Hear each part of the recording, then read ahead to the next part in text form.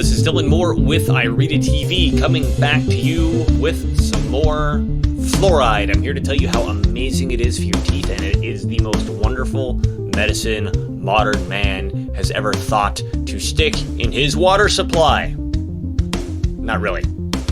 This is a follow-up from the last show that I did regarding, I guess the history of fluoride is maybe the best way to, or the history of the use of fluoridation or fluorine chemistry, or I thought I had a lot of topics regarding fluorine on the last show, but I had a follow-up here that just hit the nail on the head of what I was talking about in terms of what this chemical that they're actually putting in the water is, what people are finding out what it is, and what the reaction now that we're seeing many states and many municipalities across the country banning fluoride in their water are finding out that the fluoride that they have left over,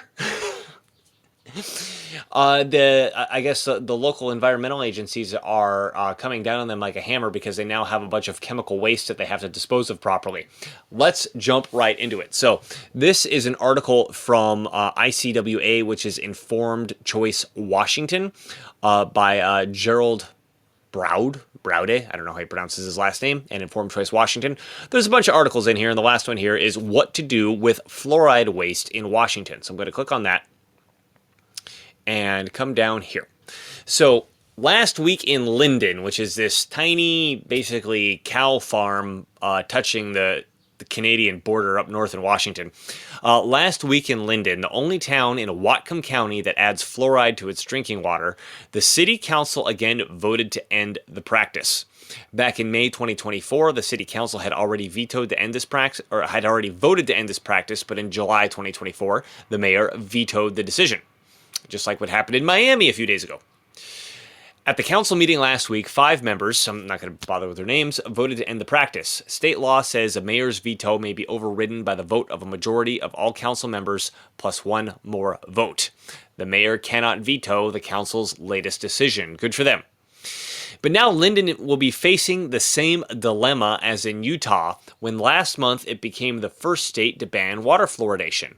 How should they dispose of the unused fluoride? What can they do with this valuable medicine, right? Surely somebody must be tripping over themselves to get a discount on this incredibly valuable medicine that water treatment facilities all over the state of Utah are now overloaded with, right? They can get it on, maybe there's a fire sale that they can get this super great medicine for a cheap discount, or a cheap price, big discount. In breaking news, Florida is likely to face the same issue as Utah, since their legislature just passed a fluoride ban bill, or just placed a fluoride ban bill on Governor DeSantis' desk on Tuesday, April 29th. From the Children's Health Defense article. Naturally occurring fluoride is calcium fluoride. I would say that's a form of naturally occurring fluoride. The fluoride added to the water is a byproduct of the phosphate fertilizer production. I mentioned this in the show last week. Sold off by chemical companies to local water departments across the country. I do want to mention something here that I'm still very curious about. So I brought this up last week when I said, the source of these fluorides, which is actually hexafluosilicic acid, like it's about to mention down here in the article, appears to be from mainly the phosphate fertilizer industry, but also there's the aluminum refining industry and the steel refining industries that have these fluorides as a byproduct. And the claim that I've heard, which is a claim that's about to be made here, is that this stuff basically just gets shipped off and pumped directly into the water supply. And I'd be very curious if someone could actually do the research and find out if that's actually how they're doing it. And Nima, the cohort here at iReadIt, he actually lives in Miami. He was the one who sent me the article about the mayor vetoing an 8-2 city council decision to get fluoride out of the water in Miami-Dade. And he actually found the contract. It was just public information he was able to search for. It was like this $5 million contract that Miami was buying from Dubois, Washington. or Dubois Chemicals, whatever, in Washington near Tacoma. Probably maybe that's contributing to the smell over there. That it was specifically for hexafluorosilicic acid. And my first thought was, okay, where is this chemical company sourcing the hexafluorosilicic acid? And are they just like literally taking the source from, I'm guessing, the phosphate fertilizer industry and then just shipping it off to the municipality? Or is there some sort of refinement process where they say, hey, we need to, there's a bunch of byproducts in here. It's going to be listed here down below. There's lead and cadmium and all sorts of crap in here. Let's separate it out and get the hexafluorosilicic acid out so we can turn around and sell this now healthy medicine to the city. Are they doing that or not? I don't know. But again, the claim is that they're not. And I think it's important in terms of this conversation. I'm going to make the article go away here for a second. I think it's important in terms of this conversation that just because something comes from a toxic source doesn't mean it can't be made safe once it's refined, right? Let me give an example. I'll give a specific example that maybe gives half clarity, and try to think of another example after that. When I worked at the oil refinery, one of the things that is prevalent in oil is sulfur. I was a lab technician at an oil refinery, and in terms of gasoline products and in terms of diesel products, probably jet fuel products too, but we didn't make jet fuel at the refinery that I worked at, so I can't speak to that very well. It's really important to get the sulfur levels down in gasoline and diesel. I mean, supposedly there's an environmental reason for this, but ultimately it's because if the sulfur content is too high in your gasoline or your diesel, it'll actually poison your catalytic converter, where your catalytic converter won't work anymore. And what that means is basically the sulfur will attach itself to the very expensive metals inside your catalytic converter and not let go. So the catalytic converter can no longer catalyze the not fully combusted fuel, and it will create nastier stuff that comes out of your tailpipe, right? So when I was working there, if I remember correctly, it was 10 parts per million for sulfur that we had to get the gasoline down to and the diesel down to in order to make it legal. And the way that you do that is by introducing hydrogen. You flood it with hydrogen, and the hydrogen is able to react and pull out the sulfur. And then you create this incredibly toxic gas called hydrogen sulfide. It'll smell like rotten eggs for a couple seconds, and then you'll stop smelling it. That's because it overloads or in some way or another deactivates your sense of smell, and then you're dead. If I remember correctly, it works similarly to carbon monoxide, which is to say it attaches itself to your the hemoglobin in your red blood cells where the oxygen would attach, and then it doesn't let go. And so even though you're breathing and your red blood cells are going back to your lungs to try to get more oxygen, because this H2S is attached to where the oxygen should go and it won't let go, you can't actually get more oxygen in. You take this nasty poisonous chemical, and then you're actually able to separate the hydrogen from the sulfur. You get sulfur left over, and that sulfur is now a valuable product, right? They used to ship it out in rail cars to wherever it went. I don't know if they're making sulfuric acid with it or what they're doing with it, but the point that I'm trying to make is that with, for example, crude oil, you get this black goo, depending on how thick it is, right? The stuff from Alaska was a lot thicker than the stuff from Canada, and there's all sorts of toxic stuff in there. There's all sorts of good stuff in there. And if you're able to separate it out and refine it to the correct purity, you've gotten rid of the other toxic stuff, right? I mean, isn't this how pharmaceuticals work? Isn't this how plastic works? Where for pharmaceuticals, if they're starting with oil-based products for the chemicals, and you really have to, instead of having a cocktail like these different fuels are, gasoline and diesel and such, you got to refine it down to we need specifically this chemical right here, this compound right here. Then we could take and use that as a reagent in order to make this pharmaceutical or that plastic or whatever. It's the same thing. So it's not. What I'm trying to say is, just to say that the stuff comes from the phosphate fertilizer industry isn't in and of itself a strong argument, because if the hexafluorosilicic acid is still medicine and good for you in the water, you can make the argument that, hey, yes, it came from this toxic source, but we refined it enough that there's not a significant amount, whatever the definitions of that are, of these other toxic elements, of these other toxic chemicals in the hydrofluorosilicic acid that we're adding to the water. Is it hydro? He says hexafluo. I bet it's two different terms for the same thing. Hexafluo, hydrofluo, because it's hexafluo because there's 6 fluorines, but it's also hydrofluo because it's an acid with hydrogens as the cations. Doesn't matter. So what I'm curious about is, first off, is this stuff actually coming from the phosphate fertilizer industry? And if it is, and it's being sent, presumably, not even presumably, it's what the contract said from the Miami-Dade purchase, this chemical company in Washington State, that chemical company in Washington State actually refining and purifying the hydrofluorosilicic acid, or is it simply just, we put it in that tank, did nothing to it, and then put it in the truck that's going to be sent to your water treatment facility so you can dump it in your water treatment facility, right? And my suggestion on the last show was, why not have a city ordinance suggest instead of battling the noble lie, which apparently people are having success about, I'm going to talk about that too, instead of battling the noble lie of, the fluoride's actually bad, you could trick them by saying, well, okay, the fluoride's amazing. We just want to make sure we have the best fluoride. Why don't we test it and make sure there's no impurities? Oh, it's like 40% lead and cadmium and arsenic and shit. Ooh, that would cause a problem. But let's keep reading because it's actually going to get into that. So again, from the Children's Health Defense article, naturally occurring fluoride is calcium fluoride. Maybe. The fluoride added to the water is a byproduct of phosphate fertilizer production sold off by chemical companies to local departments across the country. Well, like I said, it may be it gets sold to the chemical company first, then the chemical companies sell it off.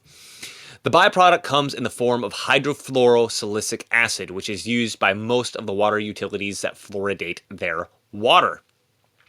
Hydrofluorosilicic acid is considered a hazardous substance and must be disposed of following the strict environmental regulations under the Resource Conservation and Recovery Act. And I'm not going to open it right now. We can come back to it maybe, but that goes to an EPA link. Scott Paxman, general manager of the Weber Basin Conservatory District, which provides water to over 700,000 Utah residents, told the Defender that he reached out to the State Department of Environmental Quality, DEQ, to inquire about fluoride disposal. I just have to say this again now. I said it last week, and in fact, you're going to get another story out of me. I'm story man. So, in terms of what is a fluoride and what is fluorine and what's in between, I spoke about this last week, and it has to do with the electronegativity both of fluorine and of whatever it's reacting to. I'm not going to bring up the electronegativity chart here again, but there's 3 general categories in terms of what any atom can react into. It can become ionic, which is a salt, which is to say, if 2 atoms react together, or more, you've got one side that's very, very positive and one side that's very, very negative. Like, one side just takes the electrons from the other side, and leaving these positive and negative sides, which are typically things that can dissolve in water very well. On the other flip side, you have, and this is typically where organic chemistry comes from, is the electronegativity is very similar. This is where you get carbon chains. Carbon has a very similar electronegativity to hydrogen, and they in terms of the charge of the overall molecule, there's not a big charge difference in there, and this is why things like oils, which are mainly hydrocarbons, don't mix with water, because the water is the third category, which is it's not strong enough to be ionic, which is you got this super negative side over here and the super positive side over here, but it's it's somewhere in the middle where the oxygen is quite a bit more negative than the hydrogen. But it's not the same difference as saying, okay, we've got magnesium and oxygen, which is such a huge difference that you create something ionic. And this is why oil doesn't dissolve in water, because the water is, again, somewhere in the middle, pretty heavily charged. They call it a dipole moment, a pretty heavily charged dipole versus oil, which is like the charge is kind of equally spread over the whole thing. They don't like the mix. So similarly, when we talk about fluoride, when you have that IDE as opposed to INE, fluorine, fluoride means it has reacted in a way that makes it ionic. It has become a salt. Right? You have fluorine on one side, which is the most electronegative element in the universe, and you have something that has very low electronegativity, usually something from the left side of the periodic table. They gave this example here, calcium fluoride, right, for example. Now, hydrofluosilicic acid is going to be more toward the middle. And if we want to get technical, it's not actually a fluoride. And you can say, Dylan, who cares? Oh, I'm going to explain it with a chemistry story. And it's going to be about organic chemistry, which is my favorite. So, cocaine. I remember learning this in, I believe it was my analytical chemistry class, where we were going over, I mean, just basically how hard chemistry is and how specific you have to be if you want to talk about anything accurately, is in organic chemistry, you have this thing called a stereocenter, which is basically to say that it's the same chemical compound, it's made of the same atoms, it's in almost the same configuration, but it's chiral. Or it has the ability to be chiral, kind of like our hands. They're mirror images of each other, but you can't overlay them on top of each other. So our hands are different. You can have the same thing in an organic molecule if there's a thing called a stereocenter, which basically means carbon can react to 4 different elements, or 4 different atoms, kind of like a jack. I mean, this doesn't really look like a jack, but try to imagine a jack.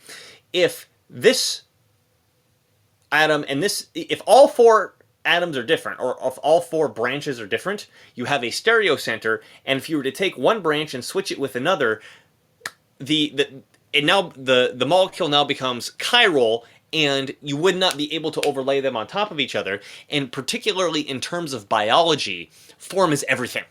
Form is absolutely everything. And so if you have a drug or a chemical or a protein or whatever that's left-handed instead of right-handed, it just doesn't work in your body, or you'll die, right? I mean, particularly if it's a protein, it just won't work.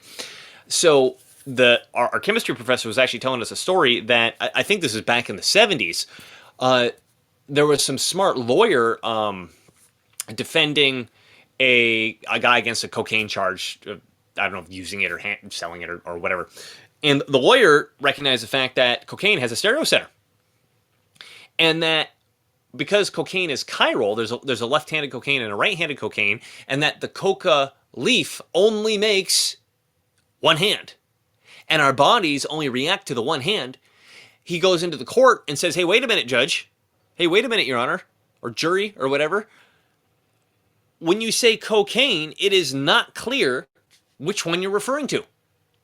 Or I should say, when you say cocaine, this isn't referring to anything specific. This could be 2 completely different chemicals, and my client it's unclear if he's being charged for handling one versus the other.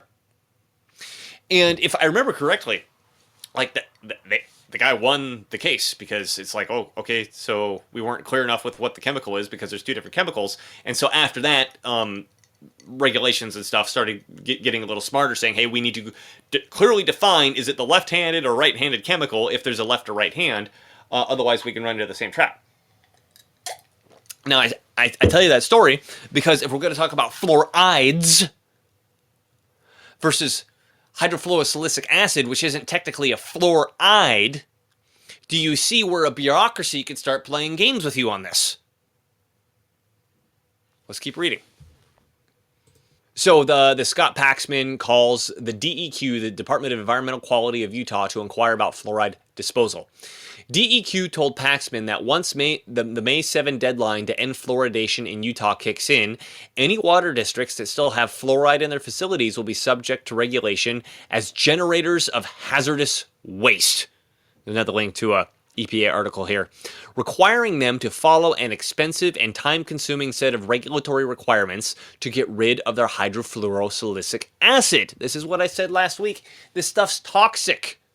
It's a toxic byproduct that, for whatever reason, the government waves its hand and does its legal magic. It turns into a medicine, and now that Utah's waving its hands in using magic to turn it back away from medicine, poof! It's toxic waste again.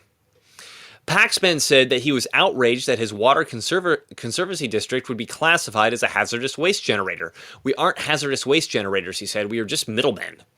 He said that for years, water operators in Utah had been raising concerns about the hazards of the acid that they saw firsthand in their facilities and the health risks that they and the public faced from fluoride exposure. Again, we're playing with the word fluoride. Water operators like Paxman were active in the campaign to end fluoridation in Utah, he said. Now they were not getting the guidance they needed to dispose of the chemicals. What a perfect example. What a perfect example of the bureaucratic state. That we believe that we live in this government where we have these elected officials, and the elected officials are supposed to represent the will of the people, and if they don't, we could get them out, and so on and so forth. But in reality, I mean, not that doesn't exist, but in reality, so much power has been given over to these non-elected bureaucrats that, okay, in Utah, people have gotten a little bit more control over the government, and they're pushing things like, hey, get the fluoride out of our water, and you've got these, the Department of whatever that's supposed to protect environmental quality, just going, oh, so you don't want to put it in your water? Well, shit, I guess you now owe this incredible amount of money and have to go through this incredibly extensive process, and we can mess with you until the end of time and punish you for wanting to get this out of your water supply. So going back to the original article here, all that was a quote from another article. Here in Washington, retired dentist Bill Osmundson petitioned the Washington Board of Health several years ago for a rule change to require batch assay of materials shipped into Washington State. His petition and appeal to the governor were denied. I'm not sure what a batch assay is. Bill also says that the fluoride... Actually, I'm going to look it up. What is a batch assay? Batch assay is a method used in various fields, including molecular biology and pharmaceutical testing, where a group of samples is tested together rather than individually. This process... Oh. Well, again, what are you testing it for? That's what I want to know. And the article, or apparently Bill, gets right into this. Bill also says that the fluoride product added to our water is usually industrial grade hexafluorosilicic acid and may contain the following: fluoride, arsenic, lead, beryllium, vanadium, cadmium, mercury, radium, radionuclides, silicon, and bauxite. I think the biggest ones are first fluoride. Arsenic is a known poison. Lead is a known poison. I didn't know that beryllium causes an increase in cancer. I don't know left, right, or center enough about vanadium to say anything. I know cadmium is toxic. Mercury is obviously freaking toxic. Everybody knows that. Radium is toxic. That was kind of the history of figuring out that things are radioactive and you shouldn't have them on your clothes. So this is what I'm going back to before, is that the claim is that because this stuff is coming, for example, from the phosphate fertilizer industry as a byproduct, that all this other crap is in it. Can't you do an ICP test to see if this stuff's in it or not?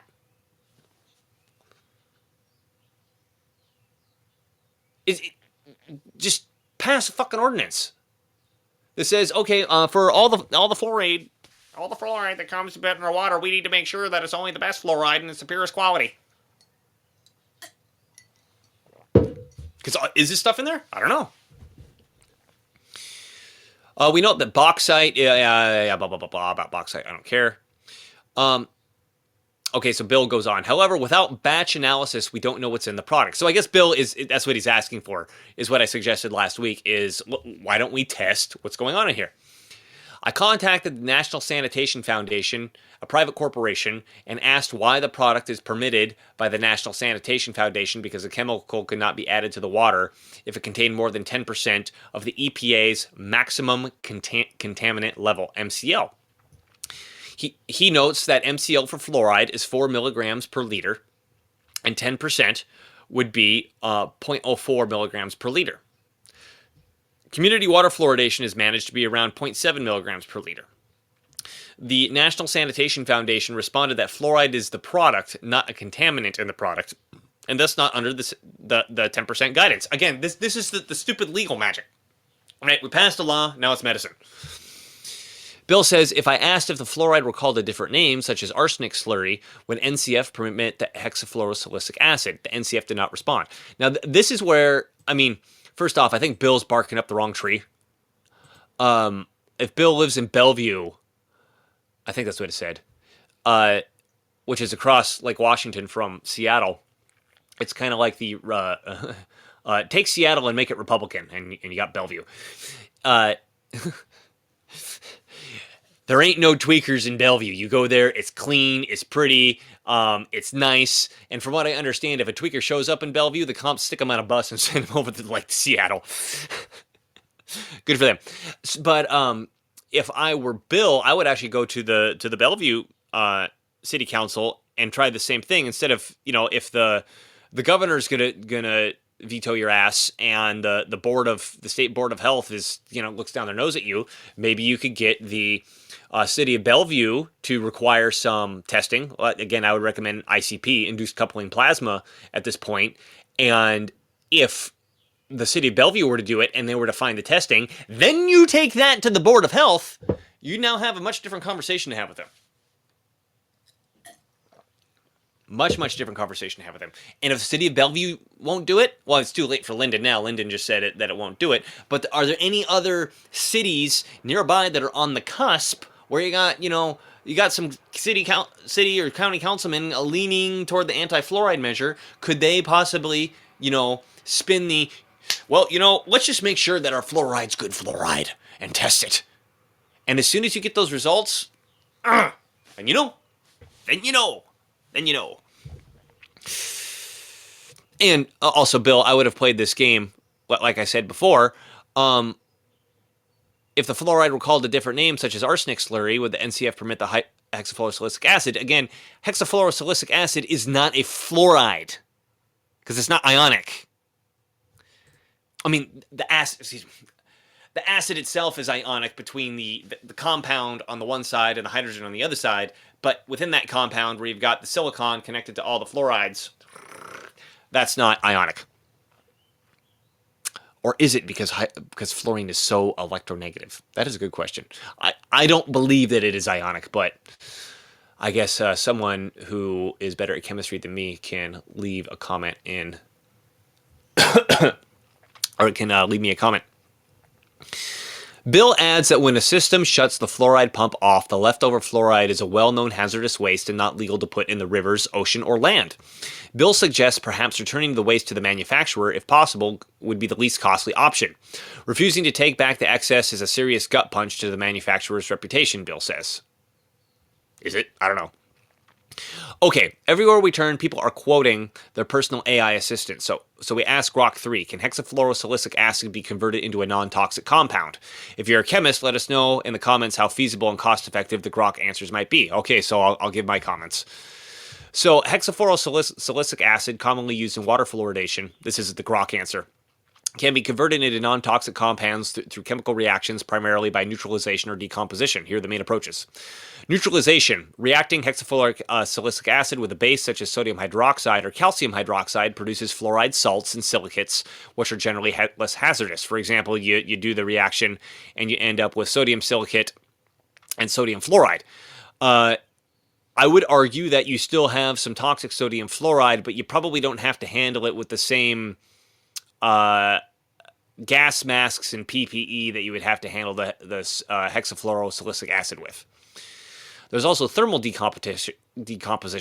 Heating hexafluorosilicic acid can break it down into silicon tetrafluoride and hydrogen fluoride. Ooh! I don't know about silicon tetrafluoride, but I know hydrogen fluoride. I mentioned this last time. That's hydrofluoric acid. That's some nasty stuff. These gases can then be captured and neutralized separately. Yeah, I guess that you could turn around and neutralize the hydrofluoric acid.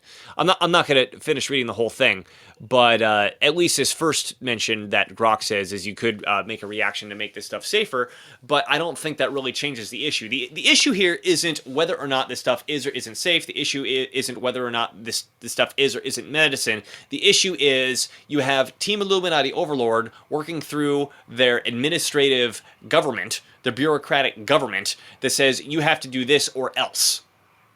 And so I'm suspecting that even if you were able to turn this stuff, hydrofluorosilicic acid, and react it with sodium hydroxide or whatever, and now you have sodium fluoride and what was the other one? Sodium silicate.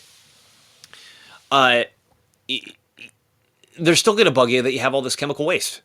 Because they know that the fluorides are chemical waste, because fluoride is the most wicked element in the universe.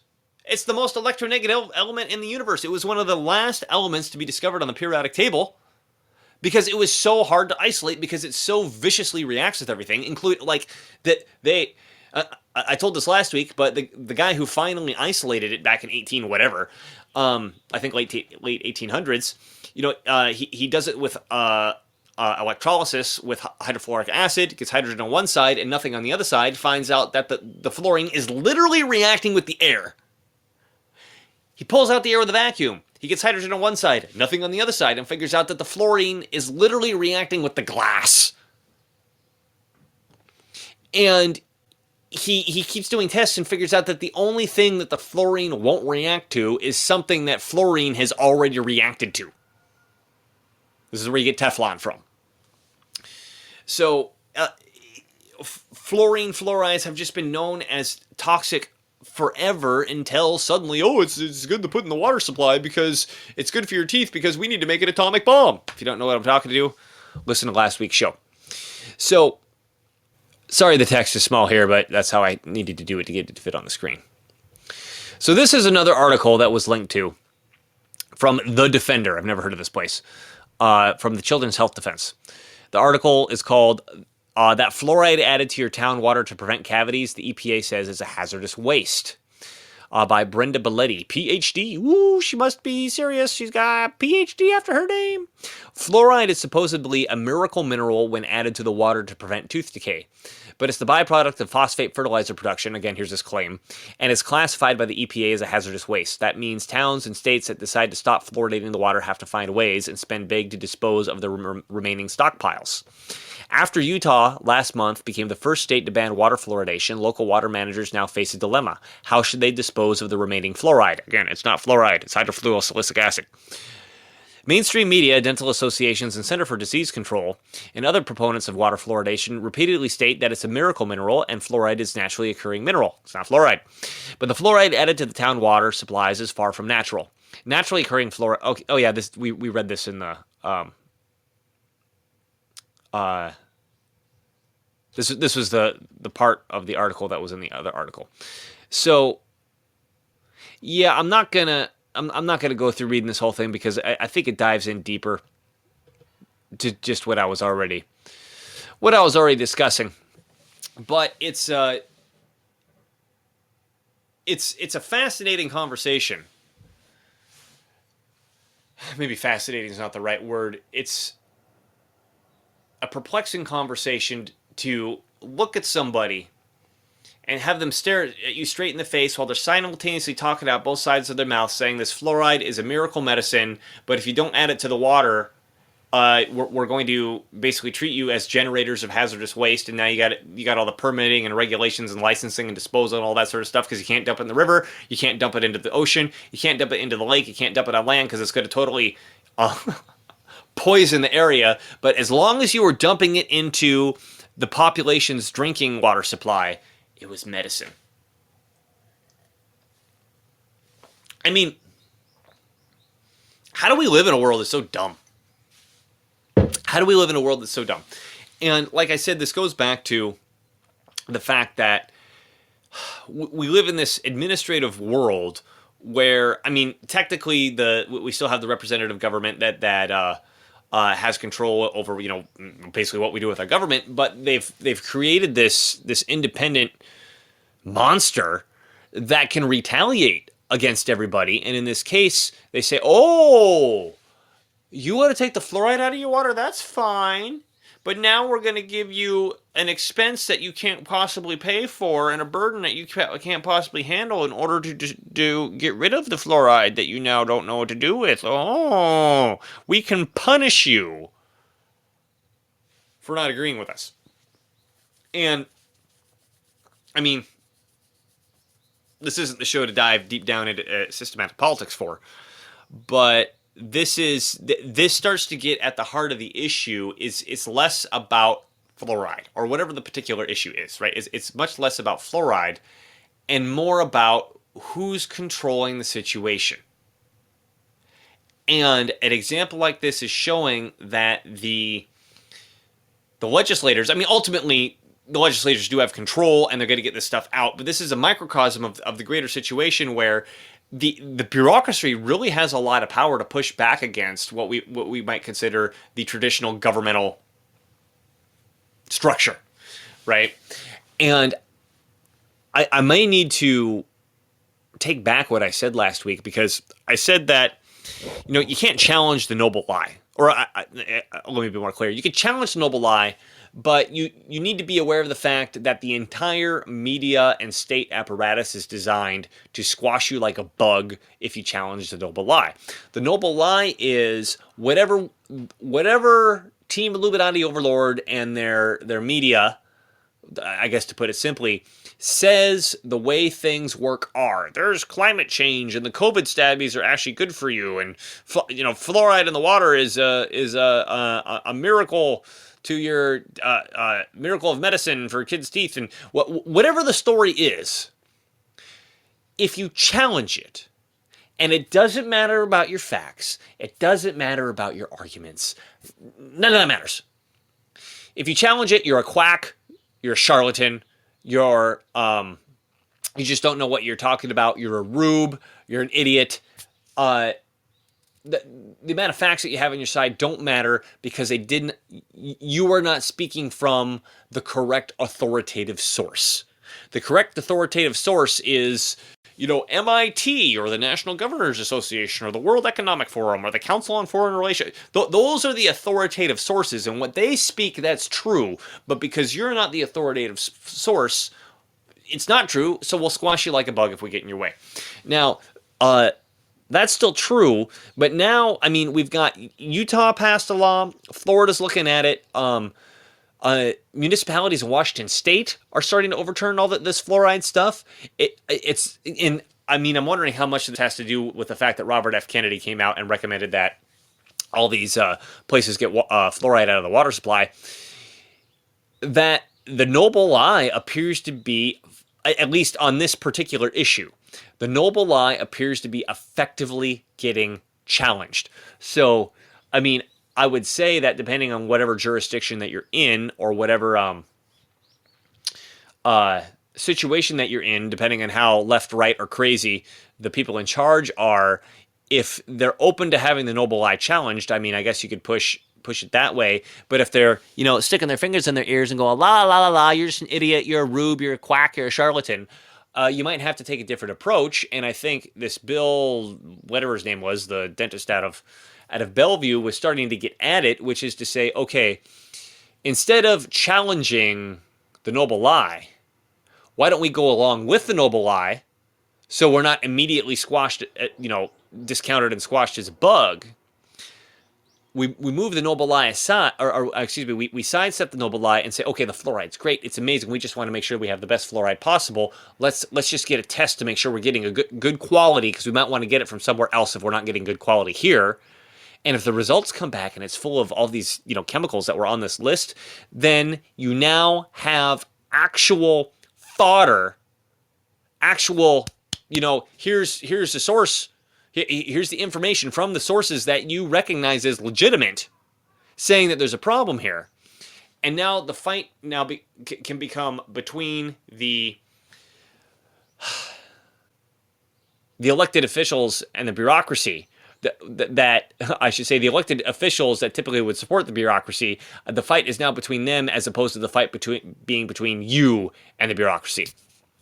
So, yeah, I mean, it's super exciting that this fluoride's starting to get out of the water, and it's I shouldn't say hilarious, but it is hilarious to me that, like, I mean, I could have predicted this freaking 10, 20 years ago, that, maybe not 20 years ago, 10 years ago, that, yeah, like, as soon as you take away that magic of, okay, it's a medicine if you stick it in people's drinking water supply, that all the environmental agencies are going to come down on you like a hammer with saying, oh, look at all this toxic waste you now have here. You got to take care of this or we're going to make your lives miserable. Rah!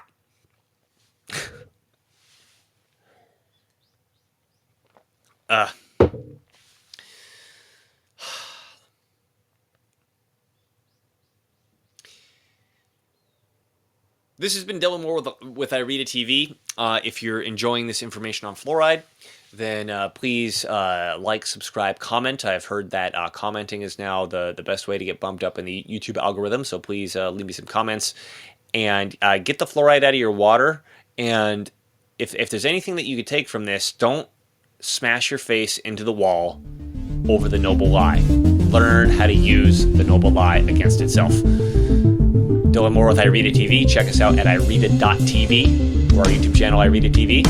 And thanks for watching, and we'll see you next time.